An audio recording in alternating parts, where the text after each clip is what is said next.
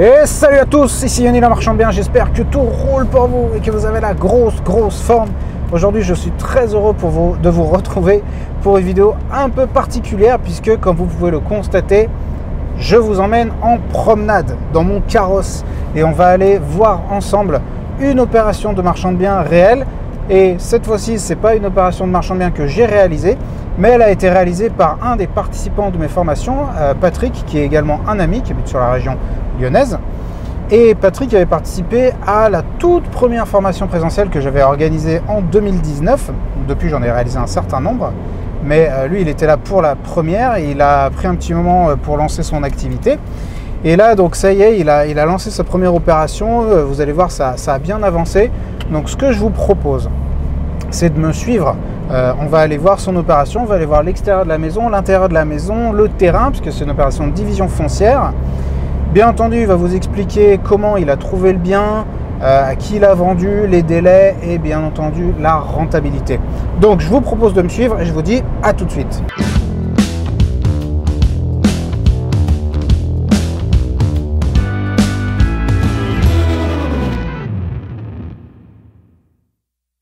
Salut Patrick. Salut Yoni, comment tu vas? Bien, super, et toi? Bien, merci. Merci de nous recevoir. Donc tu vas nous présenter ton opération. C'est ça, oui. L'opération de division foncière. Division foncière, donc une maison avec un gros terrain que j'ai divisé, donc j'ai détaché une parcelle de terrain. Ok, parfait. Alors ce que je te propose, c'est qu'on commence par visiter l'intérieur de la maison et après on passera à l'extérieur. Ça marche. Et au final, on passera aux chiffres, on se mettra à l'arrière parce que si vous l'entendez ou si vous l'entendez pas, ça circule pas mal derrière, donc on se mettra derrière la maison dans le jardin qui est assez agréable. Donc on attaque par l'intérieur. Ça marche. Vas-y, je te suis, je te laisse me faire la... Donc ici on va rentrer par le sous-sol. Donc la partie inférieure de la maison c'est le sous-sol et puis l'habitation au-dessus. Donc c'est une maison des années 70. Donc construction typique des années 60-70 où on avait ces espèces de sous-sol avec 2,20 m de hauteur sous plafond. Exactement. Et où les parties habitables étaient au-dessus. Alors ici, il y avait des gens qui étaient intéressés pour acheter cette maison au départ pour faire du commerce. Mais le souci, c'est qu'en fait, c'est limité au niveau surface. D'accord. Par rapport à la commune, l'urbanisme. Okay. Et donc là, tu m'avais montré tout à l'heure le fait qu'il y avait une isolation, ce qu'on appelle une isolation à la bienne qui a été faite. C'est une magnifique isolation, très efficace. Ouais. Isolation partielle. Isolation partielle. Isolation partielle du sous-sol. Ok. Ben, vas-y, je te suis. Donc on va passer à l'étage. Donc c'est une maison qui est bien dans son jus des années 70, comme on en voit beaucoup dans notre métier. Exactement. Donc ici la cuisine. Donc ouais, ils ont quand même fait des fenêtres PVC, donc au niveau des fenêtres c'est du double vitrage. Ouais, ce qu'on se disait c'est que c'est pas très joli, mais c'est vieillot et c'est plus au goût du jour. Mais au final, c'est carrément propre et elle serait habitable en l'état. Exactement, ouais. En fait, ça effraie pas des primo-accédants, ce type de bien. Ouais, parce qu'ils se disent, bon, on va refaire la tapisserie, il y a beau papa qui va venir, il va se coltiner un petit peu le carrelage. Ils se disent qu'ils savent faire. Donc, ouais. Et donc là, on a une première chambre. Première chambre avec un parquet qui est sympa. Et après, je vais tester un truc au niveau du bruit parce que quand même, on a vraiment pas mal de bruit sur la route principale là et ça peut être un handicap à la revente. Exactement. Toi, tu as eu l'objection? Ouais, carrément. Il y avait en plus le fait que les gens, quand ils arrivaient, ils s'apercevaient qu'il n'y avait pas le terrain qui était derrière, parce qu'il y en avait qui n'avaient pas forcément compris ça. D'accord. Donc ça, c'était le point négatif, et c'est pour ça aussi que la personne qui était propriétaire de cette maison n'arrivait pas à le vendre, parce qu'il y avait ça et le prix était haut. Ouais. Donc, alors on va revenir après, une fois qu'on aura terminé la visite, on va revenir sur l'historique, c'est-à-dire comment tu l'as trouvé, comment il l'a commercialisé, et combien, bien entendu, l'opération rapporte. Alors on va continuer. Alors c'est vrai que je ne vous ai pas précisé, mais c'est très cool de faire cette vidéo avec Patrick, parce qu'avec Patrick a suivi la formation, mais en plus on est amis et on est dans un groupe d'accompagnement pour entrepreneurs dans l'immobilier ensemble. C'est un vrai plaisir de voir que tu as sorti ta première opération. Donc moi merci à toi. Je dis ça entre parenthèses, je suis super content de faire cette vidéo aujourd'hui. Et je ferme ma gueule, vas-y, je te laisse continuer la visite. Donc voilà, ici la pièce principale. Donc ici, je pense qu'il devait y avoir une cloison qu'ils ont abattue, donc ça fait une grande pièce principale. Voilà, donc avec vue sur le jardin. Donc en fait la maison elle est très proche de la route et toute la partie terrain est à l'arrière. C'est pour ça que j'ai pu faire aussi ce type d'opération. Il y a combien en surface habitable là? Là il y a un peu moins de 90 mètres carrés donc à l'étage. Ouais, mais c'est quand même honnête pour un jeune couple ou autre, c'est pas mal. Donc là une deuxième chambre, pareil, parquet. Ah, les chambres sont à peu près propres, hein. Il y a la tapisserie à refaire, mais après... Ouais, il y a les revêtements murs et sols à reprendre, mais là le parquet il faut le poncer, puis le vernir un petit peu, il sera bien, il est pas pourri. Voilà. Donc là il y a une magnifique salle de bain. Très belle tapisserie. Voilà, ça c'est vraiment top. Tapisserie d'époque. Ok. Et puis notre chambre. Une dernière chambre. Identique. Je pense qu'il y a la plus belle tapisserie. Ouais, je pense qu'elle se démarque de loin. Ouais. Je pense que c'est cette chambre qui a fait la vente.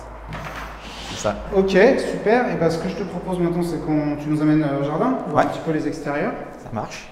Si vous voulez apprendre comme Patrick à réaliser des opérations de division foncière ou de division d'immeubles, de mise en copropriété comme celle-ci, je vous invite à participer à un de mes programmes de formation certifié Calliope. Donc tous mes programmes de formation sont éligibles au CPF. Vous trouverez toutes les informations dans la description de cette vidéo.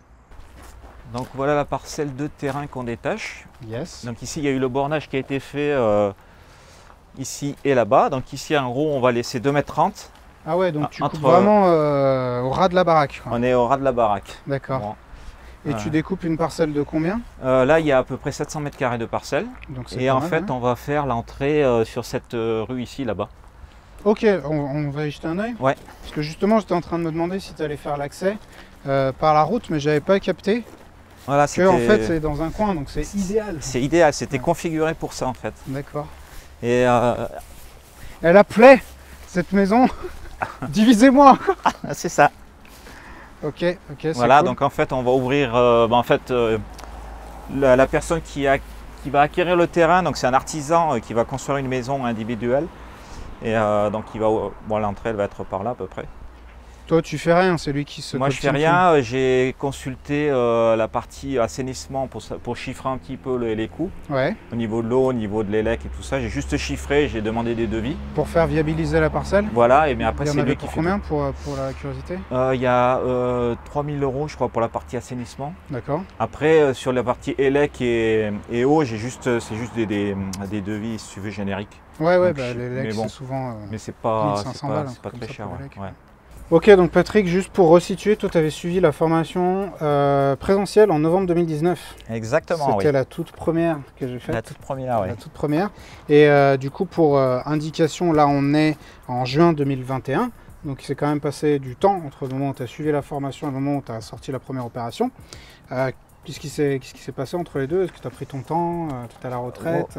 En fait, il s'est passé une période où je ne savais pas trop dans quel axe me partir en fait. Donc je cherchais un peu dans tous les sens, dans tous les secteurs. Et puis à un moment, je me suis dit, allez, on va essayer de cibler vraiment un type d'opération. D'accord. Et on va se focaliser là-dessus. Et finalement, c'est là que j'ai réussi à trouver plus rapidement. D'accord. Donc en mars et avril 2020, il y a eu le confinement. Cette opération, est-ce que tu l'as trouvée après ou avant? En gros, c'était on était plus ou moins en confinement, c'était fin 2020. D'accord. Donc, d'ailleurs, c'était une question en fait, est-ce que je me lance alors qu'on est en pleine période d'incertitude, qu'est-ce qui va se passer, etc. Et je me suis dit, c'est peut-être une opportunité, donc voilà, je suis allé sur ce dossier-là, sachant qu'à l'époque, on ne pouvait même pas visiter. Ouais. Donc, j'ai bien avancé le dossier sans être venu ici ni rien, juste sur des vidéos. Des visites virtuelles ou des choses comme ça. Ok, cool. Donc déjà, très bonne leçon que nous donne Patrick, ça montre que même en période compliquée de confinement et de crise entre guillemets où les gens ont un petit peu peur, on peut continuer à faire des affaires. Donc bravo pour ça. Maintenant, est-ce que tu peux nous expliquer comment tu l'as trouvé ce bien? Tout simplement sur ce loger en fait. Okay. Donc en gros j'ai cherché sur 3 départements, c'était une recherche assez large au niveau du secteur. Ouais. 3 départements et après ciblé sur le type de bien, donc c'était une maison avec un terrain de telle dimension, etc. Enfin, avec un terrain suffisamment grand. Ok. Et j'ai regardé toutes les annonces qui correspondaient à ça en fait, et assez vite en fin de compte. Après j'ai élargi le secteur parce qu'au départ je cherchais vraiment à proximité de chez moi, donc de Lyon. Ouais. Et là c'était impossible, je trouvais des choses qui étaient très très compliquées. C'est ça qu'on va un peu préciser, mais Patrick habite dans la proche périphérie de Lyon, dans une commune où l'immobilier est très très cher. Et donc là-bas, du coup, tu ne trouvais pas et tu as dû élargir. Voilà, j'ai vraiment élargi à 1 heure de chez moi, quoi. Ok. Et là, dans ces secteurs-là, je commençais à trouver un petit peu des choses intéressantes. D'accord. Sachant que le budget, il était relativement limité, comme c'est ma première opération. Ouais. Donc voilà, et là j'ai trouvé ce bien et j'ai commencé à faire des... Donc c'était un prix qui était relativement haut. J'ai fait une offre en fonction de mes calculs par rapport à la marge que je voulais sortir. Ouais.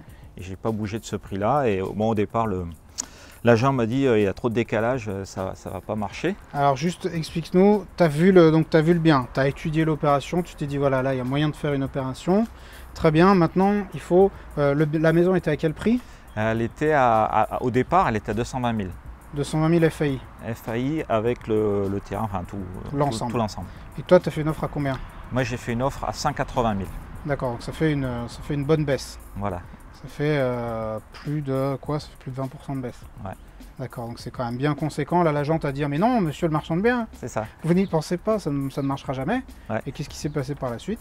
Ce qui s'est passé, c'est qu'après, donc moi je l'ai relancé quand même régulièrement, pour savoir où ça en était, etc. Il me dit non, la proprio, elle ne veut pas bouger. Donc voilà, en gros, tous les 15 jours, je le rappelais. Ouais. Puis à un moment, il m'a dit ouais, finalement, on n'arrive pas trop à avoir des touches, quoi que ce soit. Bon. C'est vrai finalement, le pigeon ne s'est pas présenté. Donc ça, on n'a pas, mais en fait ils étaient en décalage par rapport au prix du marché carrément. Moi j'ai même pas, j'étais au prix du marché en gros, on va dire. Okay. Au prix du marché pour une maison comme ça. Et du coup il m'a dit ouais, en fin de compte on a eu plusieurs propositions, à chaque fois ça tombe plus ou moins dans ce prix-là. D'accord. Et puis donc en fait on s'est rappelé régulièrement et finalement c'est mon dossier qui est passé parce que il a pris confiance parce que moi j'ai dit que je faisais un apport, etc. D'accord. Donc on a bien discuté. Donc après, je pense que c'est une histoire de confiance. Et il a privilégié mon dossier. Et, voilà. Et là, c'est intéressant parce qu'il y en a beaucoup qui se posent la question. Je sais, je reçois souvent sous les vidéos YouTube des questions comme ça qui disent mais en fait, comment tu as fait pour faire avaler les délais aux vendeurs? Ils avaient la possibilité peut-être de vendre à quelqu'un d'autre avec qui ça aurait été beaucoup plus rapide. Alors que toi, tu divises, tu as les conditions d'urbanisme, etc. Donc tu es sur une vente beaucoup plus longue. Et en plus, tu les sabres au niveau du prix. Donc déjà, c'est possible. Et toi, tu les as rassurés justement en expliquant qu'au niveau du financement, c'était solide. Exactement. Ok, très bien. Donc il y a toujours moyen de rassurer les gens et ne rentrez pas dans la tête des vendeurs. Dites-vous qu'il y a des vendeurs qui sont vraiment pas forcément si pressés et qui vont privilégier justement la sécurité, se dire bon au moins ça prend 6 mois, 8 mois, 9 mois, mais ça va au bout. Du coup, tu as fait une offre à 180 000 et au final, tu l'as obtenu à combien la maison? Au final, j'ai acheté 190 000. 190 000, ok, donc ça c'est les frais d'agence inclus également. Tout compris, ouais. Maintenant, au niveau de la revente, tu as revendu la maison séparément et le terrain qui faisait quoi, 700 mètres carrés? 700 mètres carrés, ouais. En fait, l'ensemble, là, ça fait 1200 mètres carrés. Ouais. Donc, il y a 700 mètres carrés sur le terrain et puis le reste sur la maison. En fait, on a vraiment...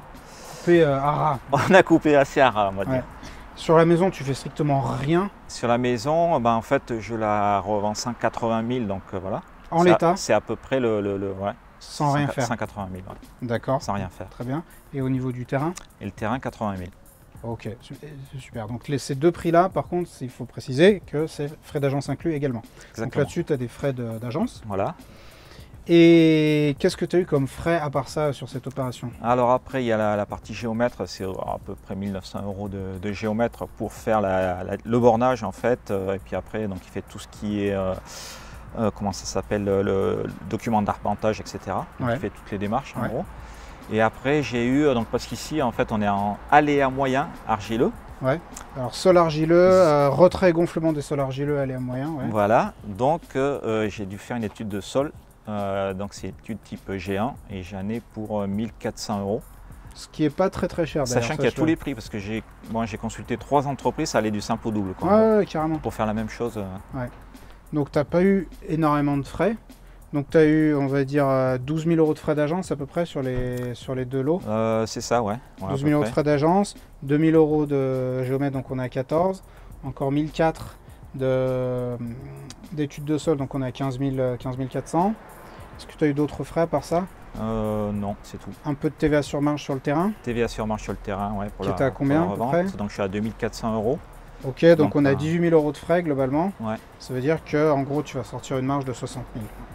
À peu près, ouais. Ok. Donc sur une opération qui te coûte 200 000 et des poussières. Exactement, ouais. Ah oui, il y a les frais de notaire. Il y a les frais de notaire. Ouais. Mais bon, frais de notaire sur 190 000. J'ai 5400 de frais de notaire. Ouais. Donc effectivement, on avait oublié les frais de notaire, donc 5 000 balles de frais de notaire. Ouais. Donc on est quoi? Ouais, je suis à 50 000 à peu près. Ok, donc 50 000 € de marge, tu es quand même sur du 25% de renta. Ouais, voilà, c'est correct. Ce qui est très très propre. Maintenant, au niveau du financement, c'est une opération que tu as financée sans les banques. Sans les banques, en fait, j'avais consulté les banques que j'étais allé voir qui m'avaient dit on peut vous suivre. Bon, à l'époque, j'avais un projet à 400 000 €. Ouais. Et là, j'ai reconsulté la banque. Elle m'a dit pour 200 000, on ne vous suit pas, ça ne vous intéresse pas. Ok. C'est pas suffisamment rentable pour nous. D'accord. Donc voilà, après j'ai vu d'autres banques qui m'ont dit non, bah, c'est la première opération, donc non. Okay. Moi j'avais anticipé le truc, hein, je savais que ça risquait d'être compliqué, donc moi j'ai investi dans l'immobilier depuis pas mal d'années. D'accord. J'avais un appart qui était payé, on va dire, ça faisait 15 ans que je l'avais, qui était en locatif. Ouais. Je l'ai revendu et ça m'a servi d'apport pour cette opération. Enfin d'apport, plus que d'apport, de financement. Ouais, donc tu l'as financé sur fonds propres. Voilà. Donc très bien, félicitations, bravo. Merci. Et donc là tu t'es remis, j'imagine, à chercher la prochaine. Bah c'est ça, ouais. Attends, on a oublié de parler de chronologie. Du coup, tu as signé le compromis pour acheter ici, tu as signé quand? Donc j'ai signé en décembre 2020. Signé en décembre 2020, ensuite tu as fait passer le géomètre. Après, donc j'ai créé la société, donc j'ai fait la DP là, ouais. À l'urbanisme, et puis le géomètre, il est passé fin janvier, quoi, on va dire, okay. Fin janvier. Après, donc il y a eu l'urbanisme, on l'a eu un mois après. D'accord, bon c'est bien. Un mois après, ça a été assez rapide, donc février. Ensuite, il y a eu le recours des tiers. Ouais. Et puis après on a signé en fait on avait commencé à commercialiser, ouais. Et puis j'ai pu commencer à signer le premier compromis pour la maison. Donc tu as signé la promesse pour la maison à peu près quand? La maison c'était assez rapidement, hein, c'était avril, un truc comme ça. Avril 2021, tu signes la promesse pour la maison. Le terrain, tu as déjà signé une promesse? Le terrain, on l'a signé fin mai. Fin mai. Là, tu viens d'acheter, tu as acheté mi-juin? Là, j'ai acheté, ouais. Mi-juin 2021, tu as acheté. Ouais. La maison, tu la revends quand? La maison, je la revends mi-juillet. Donc ton oseille, en gros, il va être dehors pendant un mois. Ouais, voilà, c'est ça. Un mois, tu récupères ta mise, parce que bon, tu revends 180 000. Ouais. Il va te rester un petit reliquat à récupérer. Et donc, tu as signé la promesse en mai pour le terrain, donc tu vas le revendre. Alors le terrain, ça prend beaucoup plus de temps, ouais. Mais bon, en fin de compte, c'est pas un souci pour moi parce que je récupère ma trésorerie, je peux enchaîner. Exactement. Et par contre, le terrain, donc là, en fait, ils ont, alors pour déposer le permis, c'est 2 mois. Ouais. Ils ont pris 2 mois. Après, il y a 2 mois, d'instruction, si tout va bien. Après, il y a 3 mois de recours des tiers, ouais. etc., etc. Donc en fait, en gros, le terrain, je vais le vendre janvier 2022. En janvier 2022, tu récupères. Donc en gros, un an après avoir acheté, grosso modo, un an après avoir acheté. Pas un an après avoir acheté, pardon. Un an après avoir signé la promesse pour acheter. Ouais. Et au final, donc tu as acheté là en juin, ton argent, tu vas récupérer ta mise 6 mois après. C'est ça. Qui est complètement dans les délais. Bon, Patrick, félicitations. Comme vous pouvez le voir, c'est pas si compliqué, n'est-ce pas? C'était pas trop compliqué? Non, carrément pas. Celle-ci en plus, elle est particulièrement facile. Ouais, j'avoue, j'étais quand je l'ai vu, j'ai dit c'est l'opération parfaite. C'est la chance du débutant. C'est ça. Bon, écoute, en tout cas, je te souhaite que ça continue. Donc, vous voyez que quand on se bouge et qu'on cherche comme il faut, avec la bonne méthode et avec détermination, on finit toujours par trouver. Donc félicitations Patrick, merci de nous avoir reçus. Merci à toi. Et si vous souhaitez vous aussi apprendre à réaliser des opérations de marchand de biens comme celle-ci, que ce soit des opérations de division foncière ou de division de maison, de mise en copropriété ou autre, je vous invite à participer à un de mes programmes de formation. Je vous rappelle que j'ai un organisme de formation certifié Calliope qui est consacré aux personnes qui veulent devenir marchands de biens immobiliers. Vous trouverez tous les renseignements dans la description de la vidéo. Je vous dis à la prochaine.